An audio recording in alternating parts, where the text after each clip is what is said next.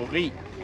Hugues Le Terry, je vous trouve là devant une école, c'est assez normal d'ailleurs pour vous qui avez enseigné la psychopédagogie, la philosophie dans des lycées, à l'Institut de formation des maîtres qui est pas loin d'ici à la Croix-Rousse. Vous venez de sortir un dernier livre sur la philo, de quoi ça cause? Eh bien, même plusieurs. Disons que j'ai profité de la pandémie pour publier 3 bouquins chez l'Harmattan, 3 bouquins qui paraîtront pendant l'été. Le premier seul est déjà paru. Le premier s'appelle « 7 familles de sages antiques ». Donc c'est un jeu de 7 familles, en quelque sorte, dans la philo.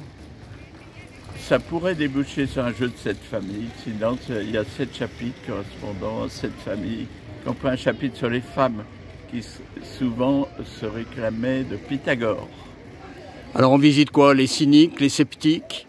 C'est ça, non pas la fausse sceptique, il y a une dessinatrice qui s'amuse là-dessus. Et puis il y a un chapitre sur Saint-Augustin, dont j'avais parlé dans le pamphlet sur Gérard Collomb. Voilà.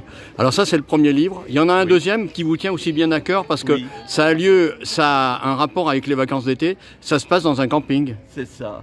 Ça s'appelle Déconfiner la philo.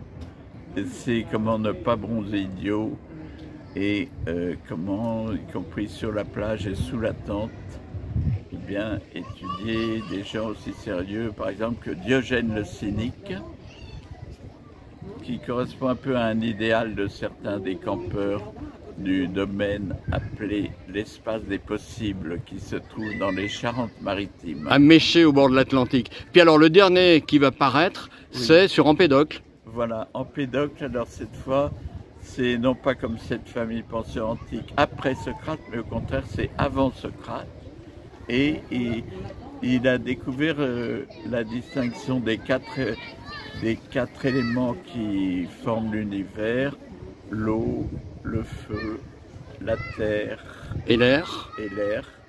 Et au lieu d'expliquer toute la nature par l'un de ces éléments que faisaient d'autres présocratiques, il étudie leur relation entre eux et il appelle amour le fait qu'ils soient unis et haine le fait qu'ils soient désunis.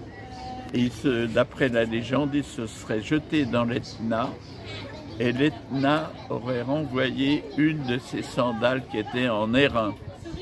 Donc, contrairement à Diogène, il était, semble-t-il, de famille princière, mais il avait les mêmes idées égalitaires que les cyniques.